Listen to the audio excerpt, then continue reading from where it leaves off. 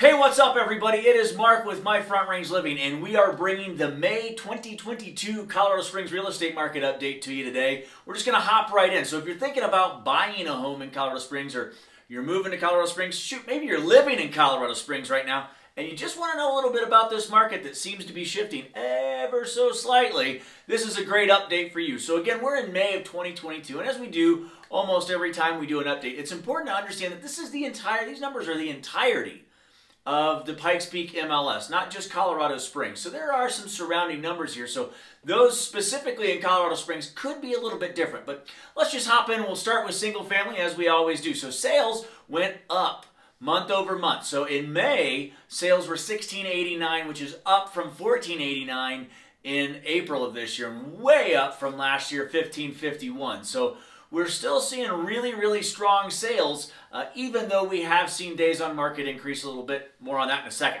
Average sales price, we did see that go down in May from $561.9 in April. It went down to $554 in May. Still well above last year in May of 2021 at $489.5. But $554 is the average sales price here in Colorado Springs. So it's only a $7,000 difference, but still something we want to keep an eye on as we go throughout the next few months. Now, active inventory. Here's where I thought it was really, really interesting. We went way up. We were 969 in April last month, April of 2022. 969 last month, and we went up to 1365 in May, which is really, really interesting. Now, and of course, way up from last year, 582 in May of last year. So we're way ahead. But that said, don't get too wrapped up in that. And here's why I say that. Yeah, we're seeing homes stay on the market a little bit longer. I want to see this at the end of July. Mortgage rates have kind of leveled out right in that 5.25 to 5.4, somewhere in there.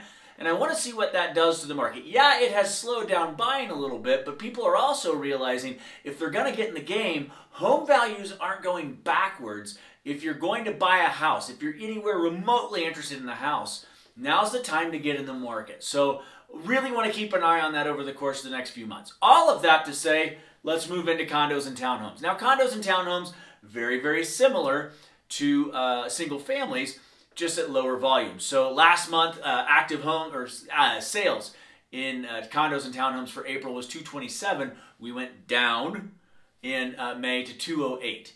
And that's even down from last year at 220. But that, again, that's because there's not a ton of inventory in this space. More on that in a second. So average sales price, just like single family, we went from 387 down to 369. Now, that seems like a larger jump, but from a percentage standpoint, it's important to understand that we're still getting top dollar for these homes, and builders are continuing to ask more as well, and that's just going to drive those prices up. So 369.7 in May of this year, which is way up from 318.7 year over year, May 2021. So active homes, again, we saw the same trend. 113, it went up from 79 and way up from 71 of last year.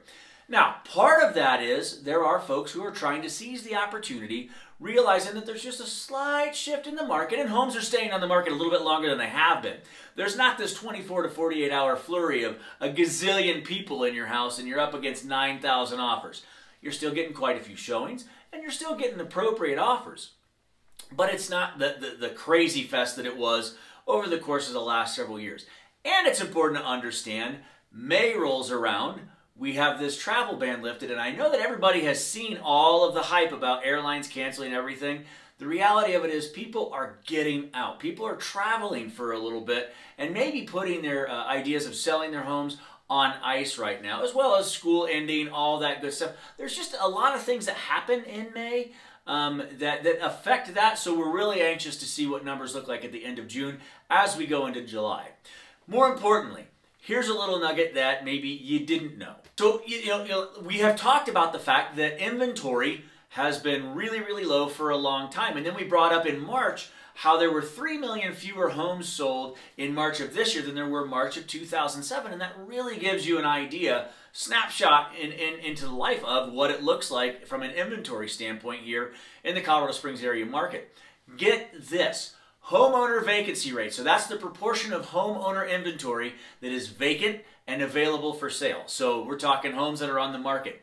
It was at 0.8% at the end of the first quarter this year. That is the lowest percentage for a stat tracked over the last 66 years.